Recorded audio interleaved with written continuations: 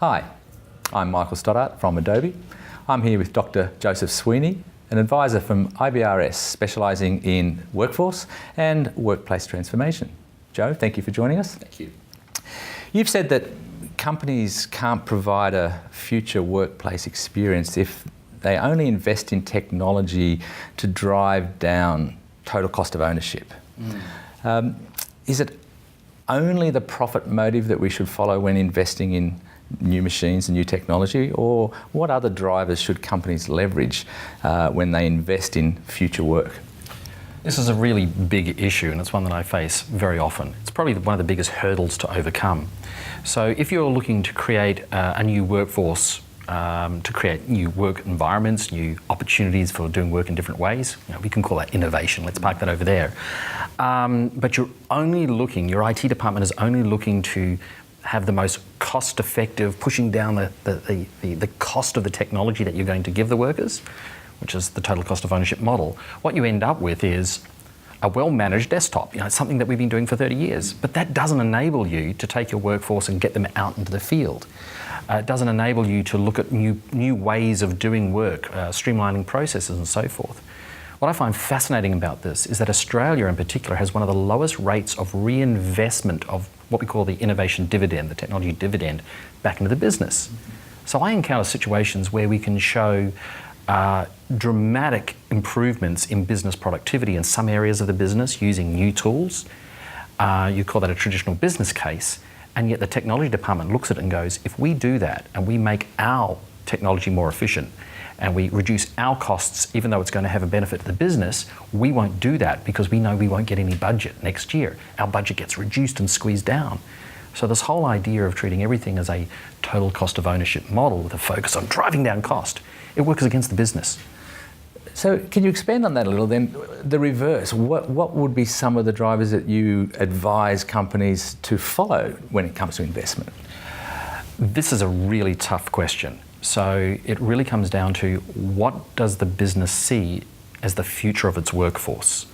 And there are some great methodologies that I've really constituted, put together from various other well-known frameworks that work really well. The first thing though is to say, what is the workforce currently doing? Do we actually know what they're doing? And you can't just ask management that. You've got to get down and look at what is happening inside the organisation. And that's a simple task. It doesn't take long. Just go and watch what people are doing. The next thing that you need to do is look at what the management think the company's doing. And that sometimes is called strategy, and other times it's just called, middle-level management, senior management. And then you need to look at the delta between those two things. Now that gives you a very good indication of how much room is there to use technology to actually change work processes. It also gives you a really good indication on how much change is needed. The problem then becomes one of, oh my God, that's too big. We can't do all of this. This is just too much. The next part of that framework is then what we call a generalization. When you look across these different patterns of work, I call them work contexts, because it's no longer just saying, what's this person doing? What's this persona? Work has never worked on a persona. It's actually who's doing the job, why are they doing it, where are they doing it, or where's best they're doing it, and then what tool, what device, what software, how would that look for that particular work context? That's a complex discussion to have. But spread across all of those many, many, many little challenges that you see in the business, you normally find about 8 patterns of them that you solve one of those patterns, you solve one of those generic groups. Now you know what technology to invest in. And it's not bound by, we're trying to drive down the cost. It's bound by, we're trying to improve how our workforce works. And that's a very different sort of environment to work from. Yeah, it sounds a very enlightened environment, an enlightened framework. What's the uptake or success rate of having companies buy into that? Well, this isn't something that we dreamed up. This is actually something that we have looked at, and we've taken what I like to call better practices. So over the past 2 years alone, I've interviewed about 147 organisations, run 10 roundtables on the subject. Prior to that, we've done lots of consulting work and so forth. So, as I said, this isn't something which is brand new. Some of the methodologies we use in this framework date back to the late 70s. These are proven methods. They're proven management methods.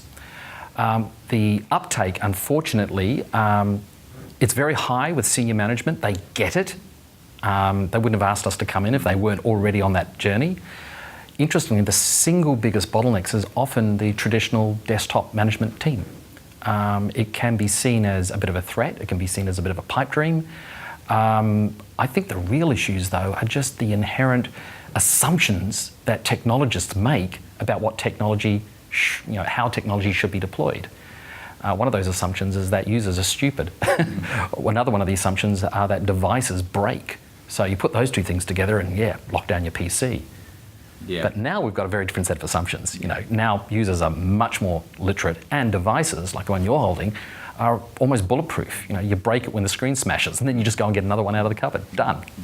So that's interesting, because it sounds like these aren't necessarily cutting edge. These are foundational principles, and for management that are often risk averse, it doesn't sound like it should be too much of a challenge to implement these type of processes and foundation. Is that what you're finding? Look, it's not hard. When I talk to the senior executives, the strategic leaders, they absolutely get what we're talking about. The real challenge then becomes, how does that get translated down to the parts of the organisation that are very risk adverse? And technologists are very risk adverse, because we don't get noticed when things go well, we get noticed when things don't go well. So there is this incredible risk adversity inside most end user compute workforce teams. That has to change. There has to be permission to start to adopt these new approaches, which incidentally aren't very risky, but they just don't deal with the same assumptions that we've had for 20 years around the computer. I'm going to move on to a different area of work in the future that may already be upon us, and that's what's being called the gig economy. You have strong views, I believe, on the gig economy, and a quote I've heard you say is that the gig economy is usually a bid to the bottom. Can you expand on that, and how this labour segmentation that we're seeing now will affect the future of work? Absolutely. I find it fascinating, this idea of the gig economy, and I'm going to use it in a particular way. It's those online work bidding environments like Upwork and so forth. And they have huge potential for globalization. So there is a benefit to this. But in the creative space, I run a little side business that does tabletop games. In the creative space, what it means for people like artists and so forth is that they're being asked to submit work for $20 for something that might take them half a week to produce. And they're bidding against other unknown qualities. So there is this incredible downward pressure. But here's the real dark side of this. I've just started taking inquiries from organisations, including governments, departments, saying, can we use this gig economy to drive down the cost of IT? Can we get programmers to really do this work? And the reality is, I have used programmers from the internet from these to do small projects for me. I make sure I pay them well, but that's not always the case. My intention is very different. And then you have to worry about what sort of work are we giving these? What are the risks associated with that? And a lot of this gig economy is being done with no consideration around risk or equity or ethics. And that does worry me. And plus these gig groups are taking most of the time around 20% of the wages as well. So there's yet another ethical dilemma around this space. So I'd like to expand on that future of creative work and technology's impact on that. Obviously, Adobe's been in the creative space for 35 years, and we're also a technology company. What's your view on investment of technology in the creative space and the future of that creative work as a result of technological change? Wow, that's a big question. So, as somebody who runs a creative business as well, we actually use all of your suite. So there you go, a bit of an ad for you guys. But what I do also see coming up are these cloud-based services that are backed by creatives who will create a creative piece of content that is then a template. Now, you look very carefully with people or with organizations that use those templates, and you can spot them on the internet. You go, yeah. And very quickly, there's a very fast cycle of disengagement from people who are using that.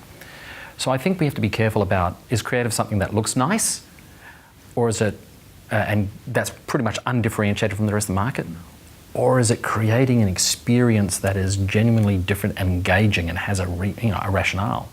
And I think what we're doing is we're seeing that game of creativity lifted up to another level. Call it customer service or customer-centric or people-centric, whatever words you want to give that. Now, if you're a big corporation and you're looking to invest in creatives, I think the big shift is that you're no longer investing in technology. You are investing in people who will leverage whatever technology they want to use. So all of that budget, we know that's all shifted out of IT. I mean, that's done and dusted. Where IT is coming back into the equation is big data and saying, are those experiences really having an impact at scale? And that's a whole new field, which I think we're very much in the infancy of. Yeah, it is certainly an area that Adobe is interested in, and similarly another area that we're interested in that the future internet and currently provides is collaboration. The future of work is increased collaboration. I wanted to get your view on that. Is technology being invested in businesses to aid collaboration as a future of work?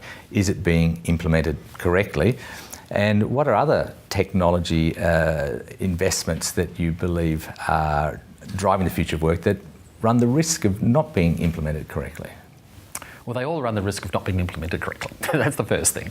Primarily from that first issue, which is why you're doing it. If you're just doing it to drive down cost, either cost of process or cost of servicing IT, you're probably going to get what you pay for.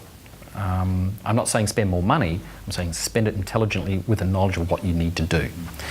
But let's look at collaboration. So about, must be 8 years ago now, 10 years ago now, I wrote some papers around what is collaboration. And I said there's not one type of collaboration. I think that's the big mistake organisations are making. And there are multiple aspects of collaboration. Reach, does this help you reach more people? Or complexity of what you are collaborating about. There's a whole range of pillars with this. We actually came up with a little scorecard, and it was all very nice. Interestingly, it's come back again. This issue of what is collaboration has come back again. And it comes back from the way that IT departments are now being asked to say, supply a collaboration solution for the business. Okay, again, are we collaborating around the creation of a document where multiple people will come and own different parts of the document or the document as a whole? That's document collaboration. Are we talking about people coming together to perform a particular process in a more efficient way and talk about the process? Are we bringing people to come together to create new ideas? And the different collaboration tools which are on the market, they don't fit all of those use cases. So and also the collaboration software space, this tool space is evolving very rapidly. So my advice to organisations is, to technologists in organisations is, don't pretend you are going to give the company a collaboration tool that everyone will want to use or everyone will use. In fact, quite the opposite. Go to the organisation and say, you're doing this type of collaboration. What tool do you think would make the most sense for you? Great. You go and use that. You're going to do this. Now, the question is then, how do you collaborate around each other? Well, then you need a baseline communication. Currently, that's email, but that is changing. There are other tools out there. But here's the hard thing for a technologist. Those tools will expire as people find a new tool. What do you do with all the corporate knowledge which is in there? So when we actually looked at what was the essential corporate knowledge that must be governed around that space, it became very obvious that's actually the documents more than the conversation. Because the conversation has rarely gone back and revisited unless it's for legal purposes. It's those documents that are created, it's the assets which are created.